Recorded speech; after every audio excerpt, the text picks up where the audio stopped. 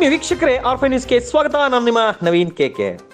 ಗೌರಿಬಿದನೂರು ತಾಲೂಕಿನಿಂದ ಸುಮಾರು 6 ಕಿಲೋಮೀಟರ್ ದೂರದಲ್ಲಿರುವ ಚೆನ್ನೇನಹಳ್ಳಿ ಗ್ರಾಮದಲ್ಲಿ ಮೂಲಭೂತ ವಸತಿ ಸೌಕರ್ಯಗಳಾದ ಚರಂಡಿ, ರಸ್ತೆ, ನೀರು ಸುಮಾರು ವರ್ಷಗಳಿಂದ ರಸ್ತೆ ನಿರ್ಮಿಸಿ ಇಲ್ಲ. ರಸ್ತೆ ಪರಿಸ್ಥಿತಿ ಹದಗೆಟ್ಟಿದ್ದು, ಬೇಕಾಬಿಟ್ಟಿ ಚರಂಡಿ ವ್ಯವಸ್ಥೆ ಮಾಡಿ ಯಾವುದೇ ರೀತಿಯ ಸ್ವಚ್ಛತೆ ಇರುವುದಿಲ್ಲ.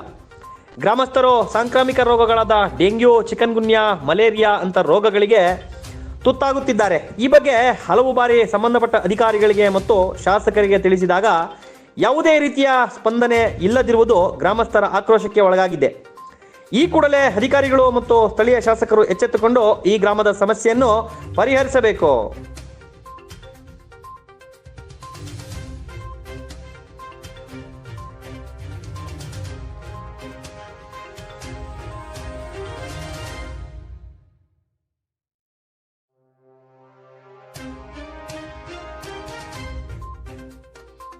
ಅಜ್ಜಿ, ಇಲ್ಲಿ ಏನು ಪ್ರಾಬ್ಲಮ್ ಆಗಿದೆ?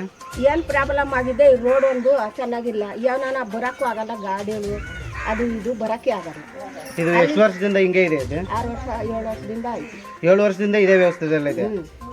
ನೀವು ಇದಕ್ಕೆ ಸಂಬಂಧಪಟ್ಟ ಅಧಿಕಾರಿಗಳಿಗೆ ಯಾರಿಗೂ ನೀವು ಮಾಹಿತಿ ತಿಳಿಸಿ? ಯಾರು ಎಲ್ಲ ನೋಡ್ಕೊಂಡು ಅವರೇ ಓದ್ತಾ ಇದ್ರೆ ನೆಲ್ ಮಾಡೋದು. ಹಿಂದೆ ಹಿಂಗೆ ಇದೆ ರೋಡು, ಯಾರು ತಲೆ ಕೆಡಿಸ್ಕೊಂತ ಇಲ್ಲ. ಮೊನ್ನೆ ನೋಡಿ PDO ಅವ್ರು ಕಂಪ್ಲೇಂಟ್ ಮಾಡೋದಕ್ಕೆ, ಮನೇಲಾಗ ಹುಷಾರಿಲ್ದಿದ್ದಕ್ಕೆ ಸ್ವಲ್ಪ PDO ಕಂಪ್ಲೇಂಟ್ ಮಾಡಿಬಿಟ್ಟು ಚರಂಡಿ ವ್ಯವಸ್ಥೆ ಹಿಂಗಿದೆ ಅನ್ನೋದಕ್ಕೆ ಎತ್ತಿದ್ದಾರೆ. ಆದ್ರೂ ಫೋನ್ ಮಾಡಿದ್ರೆ ತಲೆನೇ ಕೆಡಿಸ್ಕೊಂಬಲ್ಲ. ದಿನಕ್ಕೂ ಒಂದೊಂದು ಕತಿಲಿ ಹೇಳ್ತಾ ಇದ್ದಾರೆ ಅವರು. ಇದನ್ನ ಎಲ್ಲ ಯಾರು ಒತ್ಕೊಂಬೋದು? ಬರ್ರಿ, ಎಲ್ಲ ಮನೇಲಾಗೂ ಎಷ್ಟು ಜನ ಪೇಷಂಟ್ ಇದ್ದಾರೆ, ಯಾರು ತಲೆ ಕೆಡಿಸ್ಕೊಂತ ಇಲ್ಲ. ಫಂಡ್ ಎಷ್ಟು ಬರುತ್ತೆ, ನಮ್ಮೂರಿಗೆ ಎಷ್ಟು ಪಂಚಾಯತಿಂದ ಎಷ್ಟು ಅನುದಾನ ಬರ್ತಾ ಇದೆ ಅಂದರೆ ಯಾರು ಏನು ಅದನ್ನೇನು ಏನು ಕೇಳೋದು ಏನು ಅಂತ ಕೇಳ್ತಾರೆ ಅವರು. ನಾನು ರೆಕಾರ್ಡ್ ಮಾಡ್ಕೋಬೇಕಾಯ್ತು, ನೆನ್ನೆ ಫೋನ್ನಾಗ ಮಾಡ್ಕೊಂಡಿಲ್ಲ. ನಾವು ಅಂತ ಎಷ್ಟು ಹೇಳಿ, ನಾವು ಮುಂದೆ ಅಲ್ಲ ಬರ್ರಿ. ಇವಾಗ ಎಂಥ ವಯಸ್ಸಾದವ್ರು ನೋಡಿದ್ರೆ ಅವಾಗ ನಿಮ್ಮ ಸೈಕಲ್ ಬರೋವಾಗ ಎಷ್ಟು ಜನ ಬಿದ್ದ ಅಲ್ಲಿ ಹುಡುಗ. ಸ್ಕೂಲ್ ಹುಡುಗರು ಹೋಗಲ್ಲ, ಇಂಥ ಹುಡುಗ ಇವು ಮಗು ಬಂದು ಈ ಮಗು ಈ ಸ್ಕೂಲ್ಗೆ ಹೋಗುತ್ತೆ, ಹೆಂಗೆ ಹೋಗುತ್ತೆ ಅಲ್ಲಿ? ಯಾರಿದು ಕೊನೆ? ಊರಾಗೆ ಯಾರು ಏನು ಹೇಳಿದ್ರು ತಲೆ ಕೆಡ್ಸ್ಕೊಂತ ಇಲ್ಲ. ಹೇಳಷ್ಟು ಎಲ್ಲ ಅಧಿಕಾರಿಗಳಿಗೆಲ್ಲ ಹೇಳೈತೆ, ಯಾರು ತಲೆ ಕೆಡ್ಸ್ಕೊಂತ ಇಲ್ಲ. ಸುಮ್ಮನೆ ನೋಡ್ರಿ ಅಲ್ಲಿ ಎಷ್ಟು ಅವ್ರಿಗೆ ನೋಡಿ ಎಷ್ಟು ಪ್ರಾಬ್ಲಮ್ ಇದೆ ನೋಡಿ. ಯಾರು ತಲೆ ಕೆಡ್ಸ್ಕೊಂಬೋದು ಅವಕ್ಕೆಲ್ಲ? ಯಾರು ಇವಕ್ಕೆಲ್ಲ ಹೊಣೆ ಹೇಳಿ? ಏನಾಗಿ ಚಿಕ್ಕಮ್ಮಿ ಆದರೆ ಯಾರು ಬರ್ತಾರೆ ಹೇಳಿ? ಹೇಳಷ್ಟು ಹೇಳೈತೆ, ಊರಿಗೆಲ್ಲ ಹೇಳಷ್ಟು ಹೇಳೈತೆ. ಇನ್ನೂ ಮುಂದೆ ನೋಡ್ತೀನಿ ನೋಡ್ರಿ, ಇನ್ನು ಮುಂದೆ ಹೆಂಗಿದೆ ಊರು ಏನು ಎಲ್ತಾರೆ ಅಂತ ಅಂದ್ಬಿಟ್ಟು ನೋಡಿ. ಇಲ್ಲಿ ಅಂಗನವಾಡಿ ಇದೆ ಸ್ಕೂಲ್ ಇದೆ, ಅಲ್ಲಿ ನೋಡಿ ಬನ್ನಿ. ಅಲ್ಲಿ ಚಿಕ್ಕ ಮಕ್ಕಳಿಗೆ ಏನಾದರೂ ನೋಡಿ, ಇಲ್ಲಿ ಚರಂಡಿ ಸುಮಾರು ಎಷ್ಟು ದಿನ ಆಗಿರ್ಬೋದು ಅಣ್ಣ ಇದೆಲ್ಲ ಎತ್ಬಿಟ್ಟು? ಒಂದು 15 ದಿನ ಮೇಲೆ ಆಗಿದೆ. ನೋಡಿ, 15 ದಿನದಿಂದ ಈ ಕಡೆ ಎಲ್ಲ ಸುತ್ತಮುತ್ತಲು ಇದೆ ಅಂಗನವಾಡಿ. ಈ ಕಡೆ ಎಲ್ಲ ಸುತ್ತಮುತ್ತಲು ಮನೆಗಳಿದ್ದಾವೆ. ಎಲ್ಲ ಮಕ್ಕಳು, ಚಿಕ್ಕ ಮಕ್ಕಳೆಲ್ಲ ಬರೋರು ಇರ್ತಾರೆ. ಅವ್ರಿಗೆಲ್ಲ ಪಾಪ ಅನಾರೋಗ್ಯದಿಂದ ಕೆಡ್ತಾ ಇದ್ದಾರೆ. ಅದಕ್ಕೋಸ್ಕರ ಪಾಪ 15 ದಿವಸ ಆದರೂ ಇದು ಎತ್ತಿದ್ರೆ ಹೆಂಗೆ ಅಂತ ಹೇಳ್ಬಿಟ್ಟು ಊರಿನ ಗ್ರಾಮಸ್ಥರೆಲ್ಲ ಆಕ್ರೋಶನ ತೋರಿಸ್ತಾ ಇದ್ದಾರೆ. ಇದು ಅಧಿಕಾರಿಗಳಿಗೆ ನೀವು ಮಾಹಿತಿ ತಿಳಿಸಿದಾಗ ಅವ್ರು ಯಾವ ರೀತಿ ಸ್ಪಂದಿಸಿದ್ದಾರೆ? ಎಲ್ಲರಿಗೂ ಮೆಸೇಜ್ ಮಾಡಿದ್ದೀವಿ ಸರ್ ವಾಟ್ಸಪ್ಪಲ್ಲಿ. ಅವ್ರು ಏನು ರಿಪ್ಲೈ ಕೊಡ್ತೀವಿ ಮಾಡೋದಿಲ್ಲ, ಫೋನ್ ಕೊಡ್ತೀವಿ ಮಾಡ್ತೀವಿ, ರಿಸೀವ್ ಮಾಡೋದಿಲ್ಲ. ಬೇಕಾದ್ರೆ ನೋಡಿ, ಎಲ್ಲರೂ ಮೆಸೇಜ್ ಮಾಡಿದ್ದೀವಿ ಅವ್ರಿಗೆ. ಫೋನ್ ಎತ್ತುತ್ತಾ ಇಲ್ಲ ಅಂತ ಹೇಳ್ಬಿಟ್ಟು ಮೆಸೇಜ್ ಮಾಡಿದ್ದಕ್ಕೆ ಅದಕ್ಕೂ ಏನು ರಿಪ್ಲೈ ಕೊಡ್ತಾ ಇಲ್ಲ. ಅವರು ಸುಮ್ಮನೆ ಇರ್ತಾರೆ. ಈ ಸ್ಕೂಲ್ ನೋಡಿ, ಅಂಗನವಾಡಿ ಹಿಂಗಿದೆ. ಅಂಗನವಾಡಿಯಾಗೆ 12 ಜನ ಏನೋ ಹುಡುಗರು ಇದ್ದಾರೆ. ಅವ್ರು ಚಿಕ್ಕ ಹುಡುಗರು ಏನೋ ಯಾರು ಬಿದ್ದರೆ ಯಾರಾಗ್ತಾರೆ ಸರ್ ಅವ್ರಿಗೆಲ್ಲ? ರೋಡ್ ನೋಡಿದ್ರೆ ಒಳ್ಳೆ ಇಲ್ಲೇ ನೀರು ನಿಂತಿರುತ್ತೆ. ಇಲ್ಲೇ ಮಳೆಗೆ ಬಂದು ಎಲ್ಲ ಕೊಚ್ಚೆ ನೀರಾಗ್ಬಿಟ್ಟಿದೆ. ಅಲ್ಲಿ ಇರೋ ಕೊಚ್ಚೆ ದಾರಿಗೆ ಎತ್ತಾಕಿದ್ದಾರೆ. ಅದು ಒಂದು ಸುಮಾರು 15 ದಿವಸದಿಂದ ಅದನ್ನ ಯಾರು ತೆಗಿತಾ ಇಲ್ಲ. ಅದೇ ರೀತಿ ಇಲ್ಲಿ ತಂದು ಎಲ್ಲ ಸುತ್ತಮುತ್ತ ತಂದಿರೋ ಅಂಗನವಾಡಿ ಗಲೀಜೆಲ್ಲ ಇಲ್ಲೇ ಅಂಗನವಾಡಿ ಹತ್ರನೇ ಆಗ್ತಾ ಇದ್ದಾರೆ. ಎಳೆ ಮಕ್ಳು ಇರ್ತಾರೆ, ಎಲ್ಲ 6 ವರ್ಷದ ಒಳಪಟ್ಟಿರೋ ಮಕ್ಳು ಇರ್ತಾರೆ ಇಲ್ಲಿ. ಅವ್ರಿಗೆ ಅನಾರೋಗ್ಯದಿಂದ ಎಲ್ಲ ತೊಂದರೆ ಆಗ್ತಾ ಇರುತ್ತೆ. ಅದಕ್ಕೆ ಸಂಬಂಧಪಟ್ಟ ಇವರು ಅಧಿಕಾರಿಗಳಿಗೆಲ್ಲ ತಿಳಿಸಿದೀವಿ ಅಂತ ಇದ್ದಾರೆ.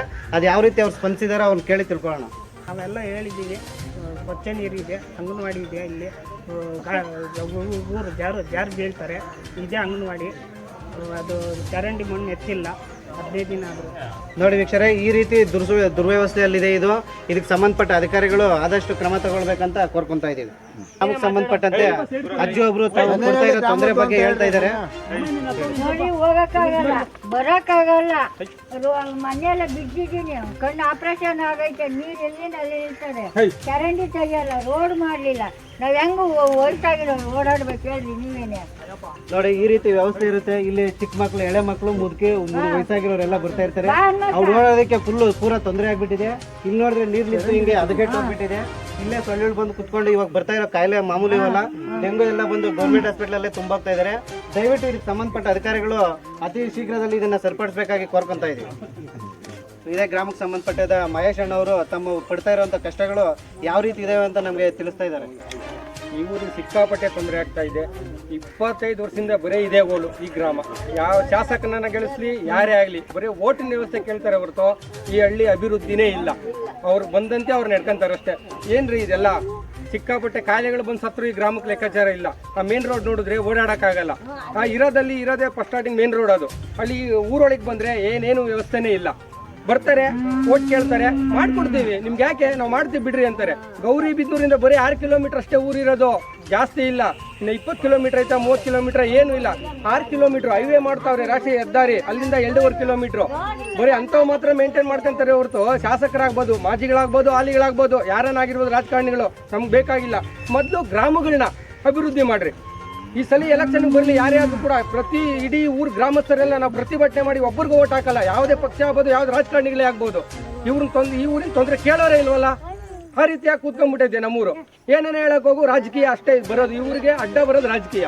ಇರೋದೊಂದು 400 ಚಿಲ್ಲರೆ ಓಟು. ಸಮಸ್ಯೆ ಬಗೆಹರಿಸ್ರಿ ದಯವಿಟ್ಟು ಕೂಡ. ರಾಜಕಾರಣಿಗಳು ಎತ್ಕೊಳ್ಳಿ ದಯವಿಟ್ಟು ಕೂಡ. ಇದೊಂದು ಸಿಕ್ಕಾಪಟ್ಟೆ ತೊಂದರೆ ಆಗ್ತಾ ಇದೆ. ಅಧಿಕಾರಿಗಳು ಬರಬೇಕು, ಪರಿಶೀಲನೆ ಮಾಡಬೇಕು. ಎಲ್ಲ ತೊಂದರೆನೆ ಈ ಗ್ರಾಮದಲ್ಲಿ. ವೋಟ್ ಹಾಕ್ಸ್ಕೊಂತಾರೆ, ಓಟು ಅಷ್ಟೇ ಪ್ರಮುಖವಾದ ಓಟು. ಉನ್ನತ ಅಧಿಕಾರಿಗಳೇ ತಿಳಿಸಿದೀವಿ ಅಂತ ಇದ್ದೀರಾ. ಆ ತಿಳಿಸಿದಕ್ಕೆ ತಗಟಾಗ ಅವ್ರು ನಿಮ್ಗೆ ಯಾವ ರೀತಿ ಸ್ಪಂದನೆ ಮಾಡಿದಾರೆ ಅಣ್ಣ? ತುಂಬಾ ಚೆನ್ನಾಗಿ ಸ್ಪಂದನೆ ಮಾಡಿದ್ದಾರೆ ಈ ಗ್ರಾಮಕ್ಕೆ ಮಾತ್ರ. ಬನ್ನಿ ತೋರಿಸ್ತೀನಿ, ಬನ್ನಿ ದಯವಿಟ್ಟು ಕೂಡ ಬರ್ರಿ. ನೋಡ್ರಿ ನೀರು ನಿಂತಿದೆ, ಬನ್ನಿ ಸರ್ ದಯವಿಟ್ಟು ಕೂಡ ಬನ್ನಿ. ನೀರು ಚರಂಡಿನೇ ಇಲ್ಲ.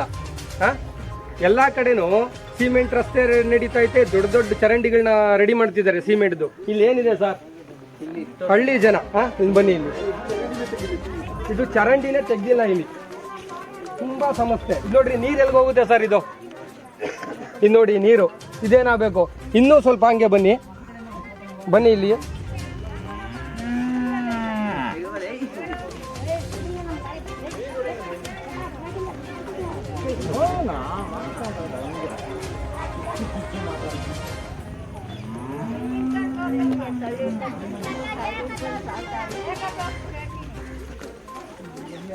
ನೋಡ್ರಿ ಈ ಸಮಸ್ಯೆ ಇದು ಇಲ್ಲಿ ಈ ರೀತಿ ಇದೆ. ಓಡಾಡಕ್ಕೆ ಆಗುತ್ತಾ? ಓಡಾಡಕ್ಕಾಗಲ್ಲ.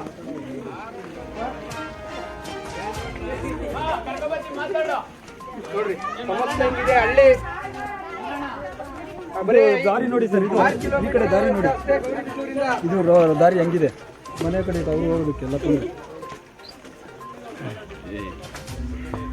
ಮಧ್ಯ ರೋಡ್ ಕರ್ಕೊಂಡು ಫಸ್ಟ್ ಸಿಮೆಂಟ್ ರಸ್ತೆ ಇದೆ, ಚರಂಡಿ ಇಲ್ಲ ಅಂತ. ಮಧ್ಯ ರಸ್ತೆ ಇದೆ, ಚರಂಡಿ ಇಲ್ಲ ಅಂತೇಳಿ ಬೇರೆ ಮಾತಾಡ್ತಾರೆ.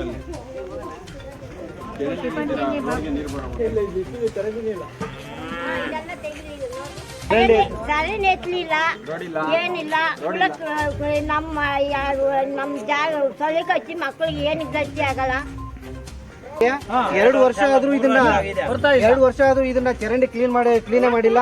ಇಲ್ಲೇ ನೀರ್ ನಿಂತ್ಕೊಳ್ತಾ ಇರುತ್ತೆ. ಇಲ್ಲೇ ಚರಂಡಿ ರೋಡ್ ಮೇಲೆ ಹೋಗ್ತಾ ಇರುತ್ತೆ. ಮಕ್ಕಳೆಲ್ಲ ನಡ್ಕೊಂಡು ಹೋಗ್ತಾರೆ, ಗಲೀಜೆಲ್ಲ ತಿಳ್ಕೊಂಡು ಹೋಗ್ತಾ ಇರ್ತಾರೆ. ಎಲ್ಲ ಗಲೀಜೆಲ್ಲ ರೋಡ್ ಮೇಲೆ ಬರ್ತಾ ಇದೆ.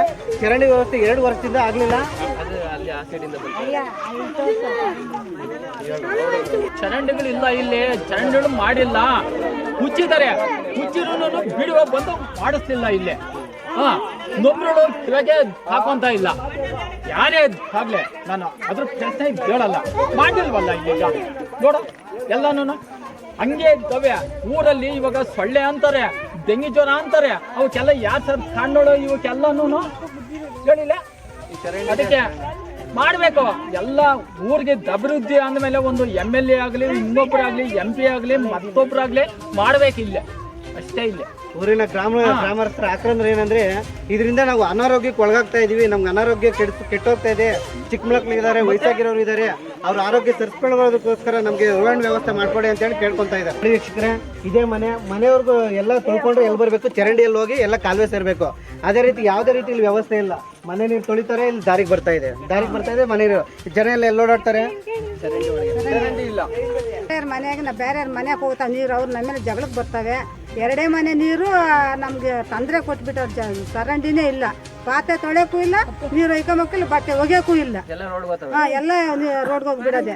2 ಮನೆಯವರೇ ನಾವು ಮಾರಮ್ಮನ ಗುಡಿ ಮುಂದೆ ಕೊಡ್ತಾವೆ ನೀರು, ಮಾರಮ್ಮನ ದೇವಸ್ಥಾನಕ್ಕೆ ಹೋಗ್ತದೆ ನೀರೆಲ್ಲ ಮಾರಮ್ಮನ ದೇವಸ್ಥಾನಕ್ಕೆ ಹೋಗ್ತಾರೆ. ಇವತ್ತೇನು ಜಗಳಕ್ಕೆ ಬಂದಣ್ಣ ಮಳೆ ಮನೆ ಬಿಡ್ಬೇಡ್ರಿ ಅಂತ. ಚರಂಡಿ ಎಲ್ಲ ಐತೆ ನಮಗೆ, ಚರಂಡಿ ಇಲ್ಲ. ಓಟ್ ಮಾತ್ರ ಬಂದು ಎಲ್ಲ ಕೇಳ್ತಾರೆ, ಓಟ್ ಮಾತ್ರ ಮಾಡಿ 50 ಕೈ ಕೊಟ್ಟು ಓಟ್ ಹಾಕಿಸ್ಕೊಂಡ್ಬಿಡ್ತಾರೆ. ನಮಗೆ ವ್ಯವಸ್ಥೆ ಎಲ್ಲಿ ನಮಗೆ?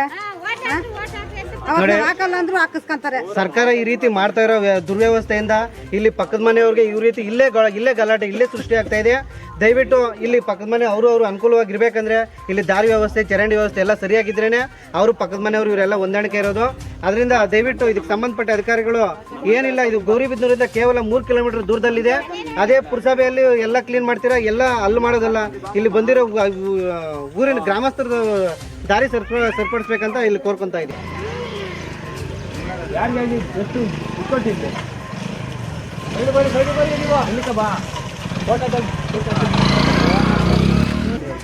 ರೋಡ್ ಹೆಂಗೈತೆ ಅಂತ ಅವ್ರಿಗೆ ಕೇಳೋ ಗಿರೀಶ, ಅವ್ರಿಗೆ ನಿಲ್ಲಿಸ್ಬಿಟ್ಟು ಕೇಳು, ಅವ್ರನ್ನ ಕೇಳು.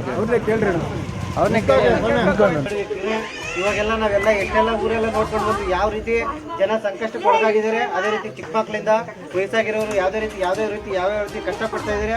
ಚರಂಡಿ ಎತ್ತಿರೋದೇ ಆಗಲಿ, ಅಲ್ಲಿ ನೀರು ನಿಂತಿರೋದಾಗಲಿ, ಇಂಥ ತುಂಬಾ ಕಷ್ಟಗಳು ಪಡ್ತಾ ಇರ್ತಾರೆ.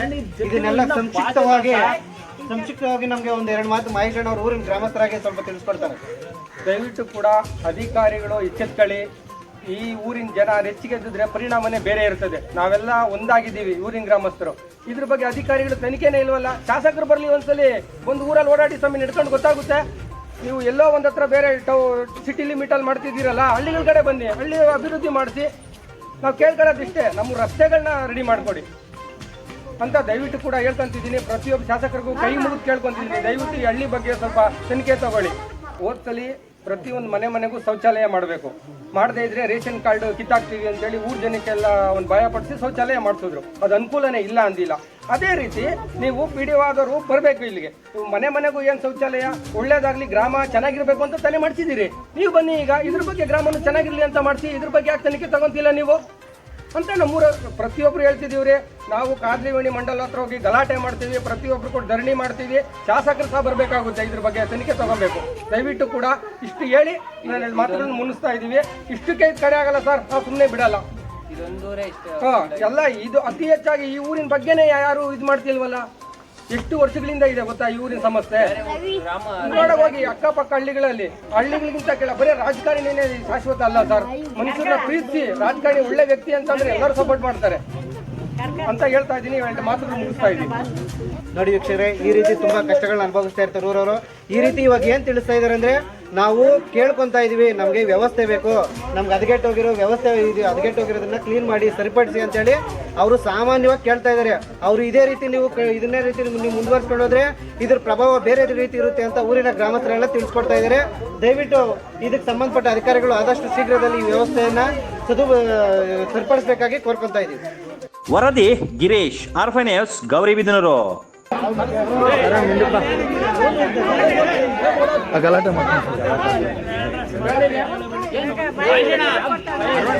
ಯಾರಾದ್ರೂ